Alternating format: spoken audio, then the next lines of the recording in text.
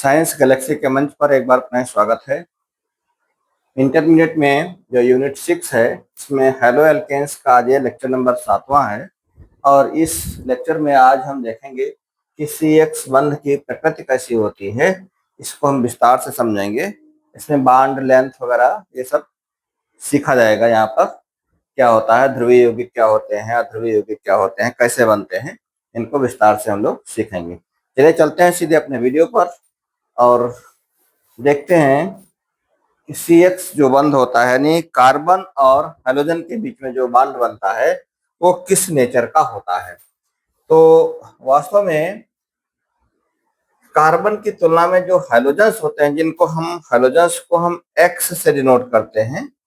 X का मतलब हो जाता है, X का मतलब हो जाता है जितने भी हाइड्रोजन तत्व हैं, जैसे F है, Cl है, Br और I।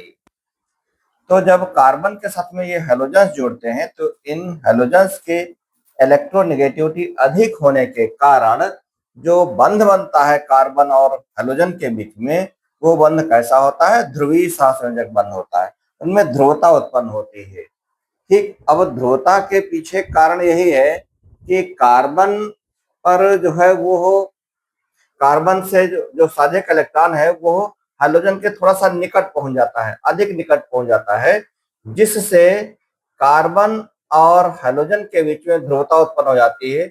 मान लिया कार्बन का ये इलेक्ट्रॉन है और हाइड्रोजन का ये इलेक्ट्रॉन, तो यह दोनों नाविकों से बराबर दूरी पर न होकर के हाइड्रोजन के अधिक निकट पहुंच जाता है, जिससे ध्रुवता उत्पन्न हो जाती है। और उसी ध्रुवता का परिणाम है कि इलेक्ट्रॉन हाइड्रोजन की ओर खींच जाते हैं। ठीक है, तो ध्रुवता क्यों होती है? क्योंकि हाइड्रोजन की इलेक्ट्रोनेगेटिविटी कार्बन से अधिक होती है।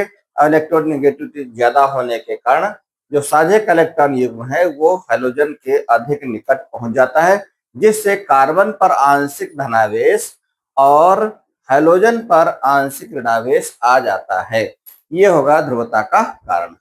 अब हम इनकी सबकी इलेक्ट्रोनेगेटिविटी के बारे में जान लें कि इलेक्ट्रोनेगेटिविटी किसकी कितनी होती है। देखिए यहाँ पर इस टेबल में आपको बताया गया है कि इलेक्ट्रोनेगेटिविटी किसकी ज्यादा होती है। हम लोग ये बहुत अच्छी तरीके से याद रख लें, बहुत ही इंपॉर्टेंट इतनी बात है, किसी भी कंपटीशन एग्जाम के लिए महत्वपूर्ण है ही, साथ में इंटरमीडिएट के लिए भी महत्वपूर्ण है। तो सबसे ज्यादा इलेक्ट्रोनेगेटिविटी होती है फ्लोरीन की और वो होती है 4.0। इसके बाद में क्लोरीन की होती है 3.0, ब्रोमीन की होती है 2.8, कार्बन की होती है 2.5 और आयोडीन की होती है 2.25। तो आयोडीन किसमें सबसे कम होती है? अगर मूलक की बात करें तो क्लोराइड मूलक, ब्रोमाइड मूलक, फ्लोराइड मूलक, क्लोराइड मूलक, ब्रोमाइड मूलक, कार्बन और आयोडीन। ठीक, तो ये जो तत्व होते हैं इनके सबकी आपने यहाँ पर देखा, इलेक्ट्रोनेगेटिविटी देखा। यहाँ से एक क्वेश्चन पूछ लेता है कि कार्बन की इलेक्ट्रोनेगेटिविटी कितनी होती है, फ्लोराइड या फ्लोरीन की इलेक्ट्रोनेगेटिविटी कितनी होती है। तो हम इस प्रकार से इसको याद कर ले, लिख ले, नोट बना ले। इसके बाद में इलेक्ट्रोनेगेटिविटी हम लोगों ने सीख लिया। अब हम आगे बढ़ते हैं और समझते हैं कि इलेक्ट्रोनेगेटिविटी के अलावा और कौन कौन से फंक्शंस हैं, और इसके बाद में हम बंध की लंबाई भी देखते हैं। CX बंध की लंबाई कितनी होती है? तो CX बंध की लंबाई जो है वो डिपेंड करता है कि ज्यों-ज्यों आकार बढ़ता है हाइड्रोजन का, त्यों-त्यों जो है बॉन्ड की लेंथ भी जो है वो बढ़ती जाती है। ज्यों हाइड्रोजन का आकार बढ़ता जाता है, यानी भारी होते जाते हैं, उनके परमाणु भार अधिक होते जाते हैं, क्लोरीन का परमाणु भार कम होता है, क्लोरीन का उससे ज्यादा, ब्रोमीन का और ज्यादा, आयोडीन का सबसे ज्यादा होता है। तो परमाणु का आकार या परमाणु का भार ठीक बढ़ने से क्या होता है, परमाणु का आकार बढ़ने से भी, परमाणु का भार बढ़ने से भी हम कह सकते हैं कि इनका जो बॉन्ड लेंथ है वो बढ़ जाती है। तो यहाँ पर देखिए कार्बन और फ्लोरीन के बीच में जो बॉन्ड लेंथ होती है वो होती है 1.39 एंगस्ट्रॉम, 1.39 एंगस्ट्रॉम। और कार्बन तथा क्लोरीन के बीच में जो बॉन्ड लेंथ है वो है 1.78 एंगस्ट्रॉम। कार्बन और ब्रोमीन के बीच में बॉन्ड लेंथ है वो है 1.93 एंगस्ट्रॉम। और कार्बन तथा आयोडीन के बीच में जो बॉन्ड लेंथ है वो है 2.14 एंगस्ट्रॉम। तो इस प्रकार से यहां से भी एक क्वेश्चन पूछाता है कि बॉन्ड लेंथ के आधार पर बढ़ता या घटता क्रम क्या हो जाएगा। तो बढ़ता क्रम का मतलब है छोटे से बड़ा की ओर, लेस देन, यहाँ पर दिया CF is less than CCl is less than CBr is less than CI। तो इस प्रकार से जो बॉन्ड लेंथ होती है वो CI की सबसे अधिक है। यहां से क्वेश्चन एक पूछा जा सकता है, इसको भी हम लोग नोट कर लेंगे। इसके बाद में अगली चीज आती है बॉन्ड एंथैल्पी यानी बंध ऊर्जा। ये भी बहुत महत्वपूर्ण है और यहां से भी क्वेश्चन पूछ लिया जाता है। तो हम लोग देखें CX बॉन्ड की जो एंथैल्पी होती है, जो ऊर्जा होती है, यानी बंध को तोड़ने या बंध को बनाने में जो ऊर्जा लगती है उसे हम बॉन्ड एंथैल्पी कहते हैं। C और F के बीच में अगर बंध बनता है या बंध टूटता है, दोनों स्थितियों में बंध बनेगा भी तो भी उतनी ही ऊर्जा लगेगी, बंध टूटेगा तो भी उतनी ही ऊर्जा लगती है। और ये होती है 452 किलो जूल प्रति मोल। 452 किलो जूल प्रति मोल वो C और F के बीच में है। C तथा Cl के बीच में है 351 और C तथा Br के बीच में है 293 और C और I के बीच में है 234। इस प्रकार से आपने देखा कि परमाणु आकार बढ़ने के साथ साथ बॉन्ड एंथैल्पी घटती जाती है, यानी बंध को बनाने में या बंध को तोड़ने में फिर कम ऊर्जा लग रही है। CF का बंध अगर बनाना है या तोड़ना है तो अधिक ऊर्जा लगती है, CCl के बीच में कम है, CBr के बीच में उससे भी कम है और CI के बीच में उससे भी कम। तो यहाँ पर भी बढ़ता हुआ या घटता हुआ क्रम पूछ लिया जाता है। बढ़ता हुआ क्रम का मतलब छोटे से ज्यादा की ओर, कम से ज्यादा की ओर, और घटता क्रम का मतलब है बड़े से कम की ओर, यानी ज्यादा से कम की ओर, बढ़ते क्रम में कम से ज्यादा की ओर। तो इस प्रकार से आपने बॉन्ड एंथैल्पी देख लिया। ये भी बहुत महत्वपूर्ण क्वेश्चन है, इसको आप लोग नोट्स बना लें, अलग से लिख लें। फिर इसके बाद में हम लोग आगे बढ़ते हैं। वैद्युत द्विध्रुव आघूर्ण, डाइपोल मोमेंट क्या होता है। इसमें भी जो CF के बीच में द्विध्रुव आघूर्ण होता है, यानी जो ध्रुवता का जो आघूर्ण की जो वैल्यू होती है वो है आपकी यहाँ पर 1.847, यहाँ पर है 1.86 यानी बढ़ गई, यहाँ पर थोड़ी सी घट जाती है 1.83 और यहाँ पर और घट जाता है 1.636। ठीक, तो द्विध्रुव आघूर्ण CF के बीच में ज्यादा है, हालांकि CCl के बीच में सबसे ज्यादा, थोड़ा सा अपवाद है, और इसके बाद में फिर घट ही रहा है। तो इसको भी हम अच्छी तरीके से याद कर लेंगे। द्विध्रुव आघूर्ण CCl के बीच में सबसे अधिक होता है, इसके बाद में CF, फिर CBr और फिर CI। यहाँ पर एक केस ऐसा अभी तक मिला कि जो थोड़ा सा अपवाद में आ रहा है। ठीक, अच्छा, इसके बाद में अगली बात है मोनोहैलोएल्केन्स के भौतिक गुण।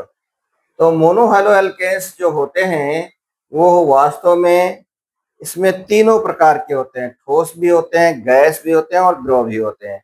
गैसीय अवस्था में वो हैलोएल्केन्स होते हैं जिनके अणुभार कम होते हैं, यानी निम्न सदस्य, छोटे सदस्य जो होते हैं वो गैसीय फॉर्म में रहते हैं, फिर मध्यम सदस्य जो है वो द्रव फॉर्म में रहते हैं, और फिर जो भारी सदस्य होते हैं वो ठोस रूप में रहते हैं। इसी प्रकार से ये भौतिक अवस्था हमने देखा, ठोस, द्रव, गैस तीनों रूप में पाए जाते हैं हैलोएल्केन्स। इसके बाद में अगर हम रंग एवं गंध की बात करें तो जितने भी सामान्यतः हैलोएल्केन्स होते हैं वो रंगहीन होते हैं। कैसे होते हैं? रंगहीन होते हैं। और गंध की बात अगर करें तो हल्की मीठी गंध, जिसको हम मधुर गंध भी कहते हैं, तो हल्की मीठी गंध इनमें पाई जाती है। अच्छा, इसके अलावा अगर हम विलेयता की बात करें, तो वास्तव में जितने मोनोहैलो एल्केन्स होते हैं वह जल में लगभग अविलेय होते हैं। जल में कैसे होते हैं? लगभग अविलेय होते हैं। और फिर ऑर्गेनिक विलायक जैसे ether, benzene, chloroform, carbon tetrachloride आदि ऑर्गेनिक विलायकों में क्या होते हैं? विलेय होते हैं। सबसे अच्छे ये सब विलायक माने जाते हैं ether, benzene, chloroform, carbon tetrachloride, ये अच्छे विलायक माने जाते हैं। उनमें ये हैलो एल्केन्स क्या होते हैं? विलेय होते हैं। अब हैलो एल्केन्स हमने बार बार नाम लिया। हैलो एल्केन्स में क्या क्या हो सकते हैं?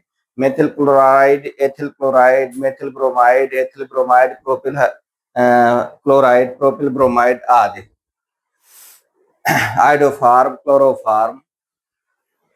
हाँ, फिर बात आती है इनके क्वथनांक क्या होते हैं, कैसे होते हैं क्वथनांक। अणुभार बढ़ने पर क्वथनांक इनका बढ़ता जाता है। अणुभार बढ़ने पर क्वथनांक बढ़ता जाता है, ये एक खास बात है। और समान कार्बन संख्या वाले यौगिकों में, जैसे Ri का क्वथनांक ज्यादा होगा RBr से, उसका क्वथनांक ज्यादा होगा RCl से, और इसका क्वथनांक ज्यादा होगा RF से। यानी सबसे कम क्वथनांक रहेगा जो C और F के बीच में जो बॉन्ड बनेगा, उन कंपाउंडों का क्वथनांक सबसे कम होता है। ठीक, इसके बाद में फिर अगली बात आती है, उसको भी हम लोग समझ लें। अगली बात है मेल्टिंग पॉइंट यानी गलनांक। तो गलनांक में क्या हम देखते हैं कि अणुभार बढ़ने पर गलनांक भी बढ़ता जाता है। अणुभार बढ़ने पर गलनांक भी बढ़ता जाता है, यानी R और F या C और F का गलनांक कम होगा, उस RCl का ज्यादा होगा, RBr का और ज्यादा होगा, Ri का और ज्यादा होगा। यानी RF is less than RCl is less than RBr is less than Ri। ये गलनांक का बढ़ता क्रम है, ये भी नोट कर लीजिए। ये सारे पॉइंट्स बहुत इंपॉर्टेंट हैं। एक एक पॉइंट इसका जो है वो कभी भी किसी भी परीक्षा में पूछा जा सकता है। फिर बात आती है घनत्व की, यानी डेंसिटी कैसी होती है। तो जो हाइलो एल्केन्स या क्लोरो एल्केन्स होते हैं वो जल से हल्के होते हैं, ऊपर तैरने वाले होते हैं। और जो ब्रोमो एल्केन्स होते हैं, आइडो एल्केन्स जो होते हैं, वो जल से भारी होते हैं, यानी जल में नीचे बैठेंगे। तो इस प्रकार से हम लोगों ने आज CX बंध के बारे में बहुत कुछ सीखा। खास करके इसमें पॉइंट्स जो है यहाँ पर दिए गए हैं, इनको थोड़ा सा और विस्तार से समझ लेते हैं कि CX बंध ध्रुवीय सहसंयोजक होता है। कार्बन पर आंशिक धनावेश आएगा और हैलोजन पर आंशिक ऋणावेश आता है, क्योंकि हैलोजन की इलेक्ट्रोनेगेटिविटी कार्बन की तुलना में अधिक होती है। सबसे छोटी बंध लंबाई C और F के बीच में होती है। सबसे बड़ी बंध लंबाई C और I के बीच में होती है। सबसे अधिक आबंध एंथैल्पी यानी बंध एंथैल्पी, बंध ऊर्जा CF के बीच में होती है। सबसे कम CI के बीच में। द्विध्रुव आघूर्ण CCl का सबसे ज्यादा, CF का उससे कम, CBr का उससे कम और CI का सबसे कम होता है। और हमने देखा कि जल में प्रायः अविलेय होते हैं और कार्बनिक विलायकों में विलेय होते हैं। तो ये तो बात रही, आपने देखा कि हैलो एल्केन्स की प्रकृति कैसी होती है। थोड़ा सा और इसी में समझ लेते हैं हम लोग SN1 रिएक्शन के बारे में। ठीक, एकाणुक अभिक्रियाओं के बारे में समझ लेते हैं। यूनिमॉलिक्यूलर सब्स्टिट्यूशन रिएक्शन यानी एकाणुक प्रतिस्थापन अभिक्रियाएं। तो SN1 अभिक्रिया की विशेषताएं थोड़ा सा समझते हैं।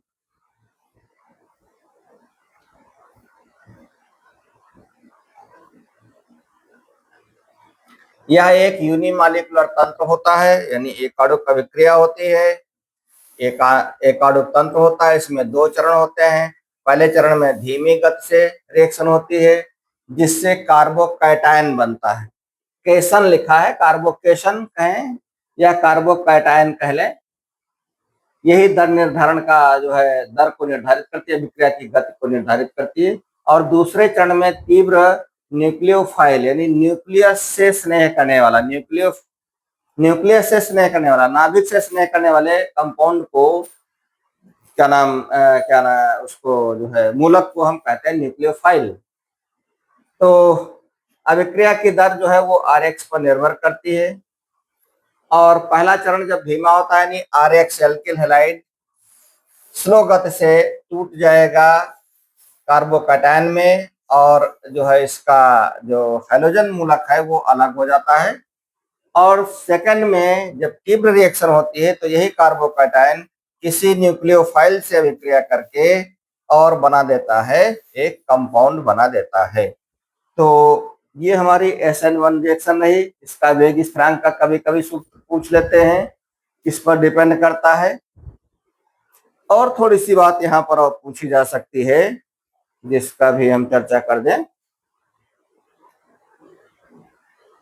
स्थायित्व की बात पूछी जा सकती है, ये इंपॉर्टेंट क्वेश्चन है। यहाँ से ये ज्यादा इंपॉर्टेंट है। चौथा पॉइंट, कार्बोकेशन या कार्बोकैटायन जो होते हैं उनके स्थायित्व की अगर बात करें तो इसमें फर्स्ट डिग्री जो है CH3 is less than first degree, is less than second degree, is less than third degree. अब CH3 प्लस का मतलब ये हो गया, यहाँ पर लिखा गया है CH3CH2 ये फर्स्ट डिग्री है। फर्स्ट डिग्री का मतलब है कि दूसरे वाले यहाँ पर कार्बन परमाणु पर कोई बॉन्ड लगाएगा तो सेकंड डिग्री फर्स्ट डिग्री हो जाएगा, फिर थर्ड डिग्री सेकंड डिग्री, और फिर ये थर्ड डिग्री। ठीक, जब कार्बन से एक कोई और दूसरा कार्बन जुड़ा हो तो फर्स्ट डिग्री का हो जाएगा, और जब उससे दो जुड़े हुए एल्किल मूलक तो सेकंड डिग्री का हो जाएगा, और जब तीन एल्किल मूलक जुड़े हो तो थर्ड डिग्री का हो जाएगा। जैसे यहाँ पर हम CH2 प्लस की बात करें, अगर हम यहाँ पर CH2 प्लस की बात करें तो CH2 प्लस का मतलब यही होगा कि इसमें देखिए CH2 प्लस है और इससे जुड़ रहा एक हमारा एल्किल मूलक जुड़ रहा है, इसलिए ये फर्स्ट डिग्री का हुआ। और इस केस में देखिए CH प्लस वाले केस में आप क्या पाते हैं कि यहाँ पर दो एल्किल मूलक लगे हुए हैं, एक CH3 ये लगा हुआ और एक CH3 ये लगा है, इसका होल ट्वाइस है। तो जब दो एल्किल मूलक लगे होते हैं तो सेकंड डिग्री कहलाता है। और यहाँ C प्लस का मतलब हो जाएगा यहाँ पर कितने एल्किल मूलक लगे हैं, तीन एल्किल मूलक लगे हैं, तीन एल्किल मूलक लगे हैं, तो ये हमारा हो जाएगा थर्ड डिग्री। तो फर्स्ट डिग्री सेकंड डिग्री और थर्ड डिग्री आप समझ गए होंगे, ये अधिक स्थायी होता है थर्ड डिग्री वाला। इसके बाद में हैलाइड के आधार पर अभिक्रियाशीलता, यानी एल्किल हैलाइड में कौन अधिक क्रियाशील होगा, Ri is greater than Rbr is greater than RCl is greater than Rf। ये पिछले वाले में भी बता चुके हैं, फिर भी यहाँ से आप देख सकते हैं। तो इतनी चीजें हैं जो कि SN1 रिएक्शन के बारे में आपको पता होनी चाहिए। ठीक है, आज के लिए इतना ही, और फिर मिलते हैं अगली जानकारी के साथ में अगले वीडियो में। तब तक के लिए धन्यवाद।